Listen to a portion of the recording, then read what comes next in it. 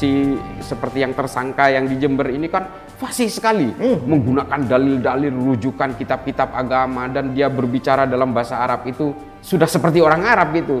Tapi pada sisi lain dia menyembunyikan berbagai kegiatan-kegiatan gelapnya. Nah, orang-orang seperti ini yang harus betul-betul ada penegakan hukum supaya bisa menjadi contoh kepada yang lain, meskipun itu juga bukan menjadi jaminan bahwa perilaku-perilaku seperti ini akan berhenti, tapi setidaknya itu memberi warning kepada yang lain. Ya mbok ya gini loh, kalau memang mau badung, kalau mau bandel, ya jangan menggunakan jubah-jubah kesalehan sebagai alat untuk menutupi. Apalagi berusaha mendegradasi penegakan hukum misalnya. Ini hari ini kan dia tetap diusung seolah-olah dia orang suci. Tidak ada manusia yang suci. Percayalah, we are all the sinner. Ya kan? Itu para pendosa. Para pendosa semua kita ini. Janganlah kemudian menyerang orang seolah-olah dia paling benar, paling suci, lalu kemudian menganggap orang lain pasti salah, apalagi dikafir-kafirkan.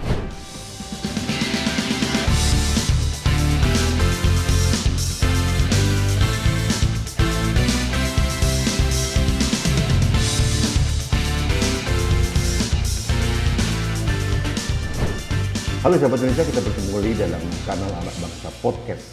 Sahabat Indonesia, beberapa hari terakhir atau minggu terakhir kita dihebohkan dengan skandal tentang pencabulan beberapa santriwati di berbagai pondok pesantren. Ada yang di Jember, kemudian di Batang oleh guru agamanya, kemudian di Banten juga. Dan kemudian juga ada fenomena pelarangan gereja, penutupan gereja dan sebagainya. Ini memprihatinkan. Bukan seperti ini Indonesia yang kita harapkan. Keberagaman di Indonesia itu adalah takdir sejarah kalau menurut saya. Tidak bisa kita tolak, tidak bisa kita abaikan, dan itu sudah dimasukkan dalam lambang negara kita jelas, Bhinneka Tunggal Ika. Para bapak pendiri bangsa sudah mengantisipasi hal itu. Rupanya beberapa tahun terakhir ini entah karena apa perpecahan-perpecahan atau kelompok-kelompok intoleran itu mulai bermunculan, dan juga ada beberapa kiai-kiai yang menurut saya seharusnya menjadi panutan masyarakat ternyata melakukan tindakan-tindakan yang amoral, yang tidak sesuai dengan agama Islam, dan menurut saya sebagai orang Islam ini sangat merusak citra Islam. Nah, untuk membahas hal itu, saya akan berdiskusi dengan seorang yang mungkin Anda tunggu-tunggu, karena beberapa orang terus selalu menanyakan kapan Pak Islah Barawi muncul lagi di kanal Anak Bangsa. Saya mau disclaimer ini, bukan saya tidak mau, beliaunya sibuknya luar biasa. Baru beberapa hari yang lalu beliau, Mas, saya sampai di Jakarta hari Rabu ya. Iya. Saya potong Selasa ke kantor, ternyata alhamdulillah beliau datang. Alhamdulillah. Mas Islah Barawi, terima kasih. Terima kasih. Akhirnya ketemu lagi ya. Dan sahabat Indonesia, satu lagi yang ingin saya sampaikan bahwa ini merupakan program kami berdua sudah lama sekali. Selain podcast, kita siapkan ruang khusus untuk seorang Islah Barawi, dan ini yang ditunggu-tunggu masyarakat. Program rubrik khusus namanya Islah Insight. Nah, nanti beberapa hari lagi akan muncul quote-quote atau mungkin semacam pencerahan dari seorang cendekiawan muslim muda, Islah Barawi, yang beliau merupakan direktur eksekutif dari Jaringan Moderat Indonesia. Jaringan Moderat Indonesia. Mas Islah, terima kasih hadir. Saya happy hari ini. Apalagi ada bed merah putih di sini. Mas, tadi saya pembukaan saya tentang beberapa kiai pondok pesantren yang melakukan tindakan-tindakan yang menurut saya sangat-sangat merusak citra Islam. Gitu ya. Kita tidak membahas masalah pelecehan seksualnya yang dilakukan, tapi menurut saya ini sesuatu fenomena yang kok sering terjadi gitu loh. Pertanyaan saya, mengapa ini sering terjadi, dan Kementerian Agama kemana yang seharusnya memberikan pembinaan dan pengawasan kepada pondok pesantren? Ya, kalau saya sih begini, kalau kita berbicara tentang perilaku, tentang moral, sebenarnya ini kan sebenarnya ranah-ranah pribadi yang memang sulit disentuh oleh siapapun secara visual. Apalagi dia seorang pemuka agama, seorang pendidik misalnya, secara pada tataran umum kita melihat moralnya seolah-olah ini harusnya baik gitu. Seharusnya baik. Seharusnya baik. Apalagi kiai gitu. Apalagi kiai yang memang secara tuntunan agama kan seharusnya terkontrol moralnya. Tapi pada akhirnya memang manusia kalau berbicara tentang keimanan dan juga perilaku moral kan memang pada tataran-tataran tertentu ada parameter yang tidak bisa dijangkau oleh visual. Bahkan Bareskrim misalnya, seorang penyidik polisi pun tidak bisa menjangkau karena ini memang sangat privat, sangat rahasia. Artinya kalau kemudian ada kiai yang berbuat tidak senonoh terhadap santrinya, ini memang kadang-kadang tertutupi sejak lama. Setelah terungkap, setelah ada laporan kepada polisi, baru kemudian memang polisi harus bertindak. Persoalannya bukan hanya dalam persoalan penegakan hukum, Kang Mas. Ini kan persoalan moral kan sebenarnya. Meskipun ya kita semua harus menyadari bahwa manusia biasa seperti kita, termasuk kiai, termasuk ulama, ini kan sebenarnya pada dasarnya pendosa semua. Mereka pasti punya dosa. Termasuk kita. Termasuk kita, entah disengaja atau itu tidak disengaja, kita pasti punya dosa. Ini kan kita tidak ada yang bisa terbebas karena kita tidak punya sifat maksum kalau di dalam Islam. Kita pasti tidak bisa terhindar dari perbuatan dosa itu. Nah, persoalannya adalah kalau itu pendidik. Pendidik ini kan harus menjadi contoh. Nah, biasanya justru pendidik ini punya ruang-ruang untuk mendikte dan menakut-nakuti korbannya. Ini yang menjadi masalah. Ada relasi kuasa. Ada relasi kuasa di situ. Termasuk juga indoktrinasi. Nah, inilah yang dimanfaatkan. Kadang-kadang kita berpikir, kenapa sih kiai itu harus melakukan itu terhadap santrinya? Kalau dia mau berzinah misalnya, kenapa sih kok nggak beli aja? Kita kadang-kadang berpikir seperti itu. Tapi kalau beli kan transaksional. Dan dia sebagai berbeda ya? Berbeda konteksnya. Kalau transaksional kan artinya dia akan tampil secara terbuka dan orang melihat dia sebagai pemuka agama, setidaknya rahasianya tidak bisa dipegang oleh lawannya kan gitu. Lebih berisiko buat dia. Lebih berisiko buat dia. Nah, akhirnya dia mencari jalan pintas, saya harus mencari orang yang setidaknya lawan saya ini, korban saya ini adalah orang yang bisa saya takut-takuti. Nah, ini yang sering terjadi. Nah, penyimpangan-penyimpangan seperti inilah yang dilakukan oleh para pendidik, bukan hanya dalam lingkungan pesantren, juga pemuka agama kadang-kadang.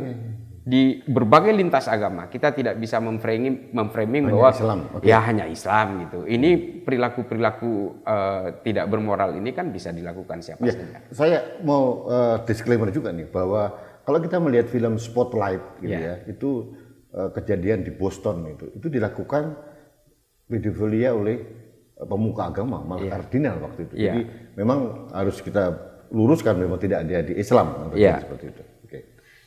Nah, terus untuk itu Mas Islah, bagaimana kita mencegah ya? Karena begini nih, saya membayangkan ekspektasi orang tua untuk menitipkan anaknya dididik di pondok pesantren itu jauh lebih besar dibandingkan kalau hanya sekolah umum biasa gitu. Nah, bagaimana untuk mencegah itu ya supaya tunas-tunas muda ini nggak terpangkas dengan sedini mungkin seperti itu gitu.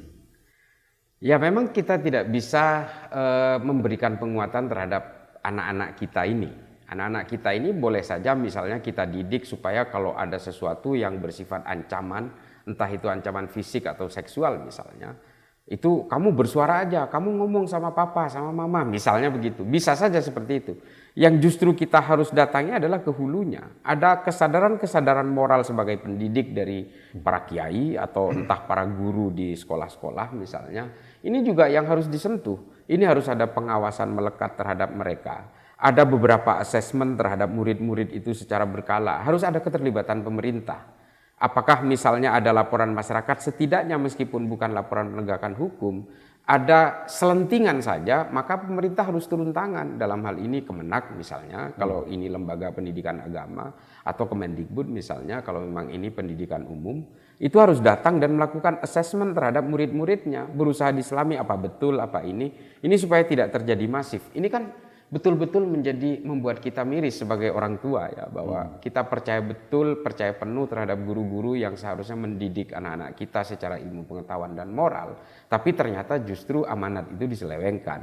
Dan yang paling parahnya lagi adalah justru atas nama pendidik, atas nama pemuka agama atau kiai atau apapun lah namanya, justru mereka itu berusaha mengkamuflase berbagai aksi-aksi amoral ini. Nah ini kecenderungannya kan pada akhirnya apa?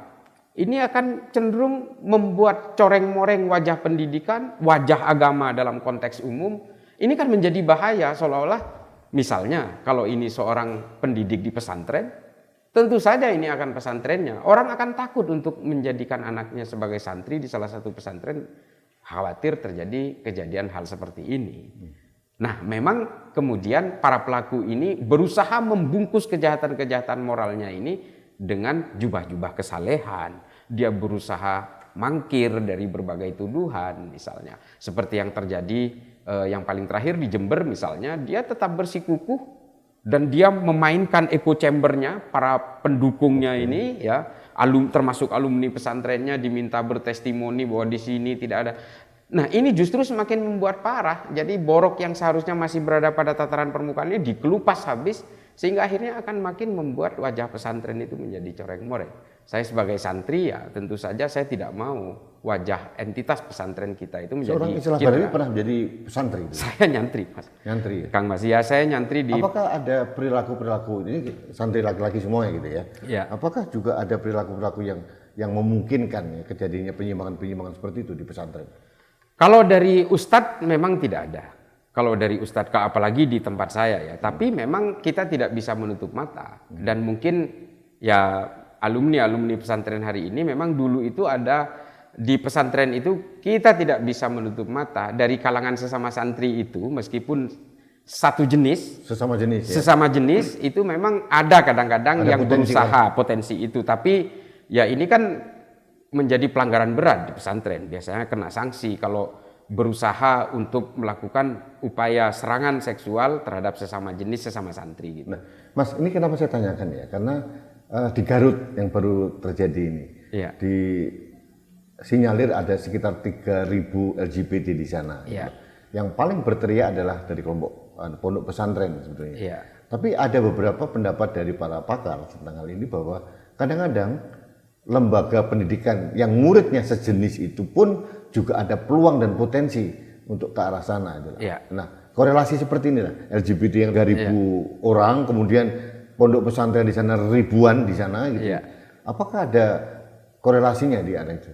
Ya menurut saya ada korelasinya, karena kalau kita melihat di Arab Saudi misalnya, karena di Arab Saudi itu jenis kelamin itu betul-betul dibuat satu sekat secara segregasionistik ya. Laki perempuan. Laki perempuan di sekolah itu laki perempuan dipisah, terus di mantenan, di mall juga semua dipisah kan antara laki-laki dan perempuan. Pada akhirnya orientasi seksualnya itu akhirnya menjadi sejenis. Ini tidak bisa kita pungkiri, ini pengaruh-pengaruh psikologis. Makanya perlu juga ada sesuatu. Oke lah misalnya di sekolah dipisah, di pondok pesantren dipisah antara laki-laki perempuan supaya tidak ada ya pelanggaran-pelanggaran seksual berlainan jenis. Tapi satu waktu memang perlu intimasi sosial di antara mereka supaya menjaga orientasi seksualnya tetap normal lah kasarnya gitu ya. Nah di Saudi itu angka LGBT juga tinggi. Ini bukan hasil riset, saya mengatakan bukan hasil riset, tapi memang karena saya Madura ini Kang Mas. Tetangga-tetangga saya banyak menjadi tenaga kerja TKI kita di Arab Saudi. Mereka sering mengatakan bahwa anak majikannya misalnya, anak majikan yang mempekerjakan dia sebagai pembantu rumah tangga itu memang banyak sekali yang LGBT, perempuan suka dengan perempuan, laki suka dengan laki-laki. Nah, ini mungkin akibat dari segregasi itu, pemisahan-pemisahan yang terlalu ketat sehingga akhirnya mengubah perilaku orientasi seksualnya. Ini tidak bisa menutup kemungkinan juga karena faktor itu. Artinya perlu juga mereka itu dibawa ke ranah-ranah yang normalitas, misalnya ada intimasi sosial, satu waktu mereka juga dipersatukan dengan ini. Dibaurkan begitu. Dibaurkan. Ya. Nah ini harus menjadi satu konsep supaya kita tidak tidak menjerumuskan generasi kita ke arah LGBT, karena ya tentu saja LGBT ini kita tidak bisa pungkiri bahwa LGBT ini ada kelompoknya. Tapi kalau kita mau dibilang untuk melegalkan itu ya kita nanti dulu, kita tidak setuju dengan itu. Jelas. Nah, kembali tentang pondok pesantren tadi. Ya. Ada institusi negara yang sudah ditugaskan untuk memberikan pengawasan, yaitu Kemenak. Ya. Kebetulan sahabat kita juga dari agama, ya. Gus Yahud. Apakah berarti pengawasan dari Kemenak tidak jalan ya? Karena menurut saya gini, dari berbagai waktu ya, tahun ke tahun, di Bandung lah, di Padang, di berbagai tempat, di pondok pesantren terjadi hal seperti itu. Ya sebenarnya kan yang seperti saya bilang di awal tadi, intik untuk urusan-urusan perilaku seksual ini kan memang ranah-ranah yang memang kadang-kadang tidak bisa dijangkau. Jangankan Kemenak yang sifatnya dia adalah regulator gitu ya. Administratif gitu. Administratif gitu. Bahkan ada pelanggaran seksual, ada laporan polisi, polisi pun kadang-kadang tidak bisa menjangkau. Dan banyak sekali kejadian-kejadian serupa yang kadang-kadang itu tidak bisa dijangkau dengan ranah penyidikan dan bebas begitu saja. Nah, hal-hal seperti ini yang kemudian mempertemukan terutama misalnya kiai di satu pesantren yang punya karisma tinggi, itu kadang-kadang santri yang diperlakukan seperti itu kadang-kadang nggak berani bicara. Ini kan tidak boleh terjadi seperti itu. Setidaknya kita harus bisa memulai dari santri-santri dan anak-anak kita semua ini untuk berani berbicara. Karena ini kan mereka dipondokkan ke situ kan supaya moralnya lurus kan sebenarnya. Tapi ternyata di sana malah dirusak. Ya. Nah, untuk topik yang ini terakhir nih, apa saran dari seorang Islah Barawi untuk mencegah ke depan ini, Mas? Supaya ini kejadian-kejadian kejahatan moral ini tidak terjadi di lembaga yang harusnya melahirkan seorang tunas-tunas yang mempunyai iman yang baik. Iya. Harus seperti apa? Ya kalau kita berbicara moral, kita semua, saya sendiri secara pribadi tidak berani berbicara tentang kearifan moral ya, karena saya juga tidak bisa menjamin tentang bagaimana perilaku moral saya.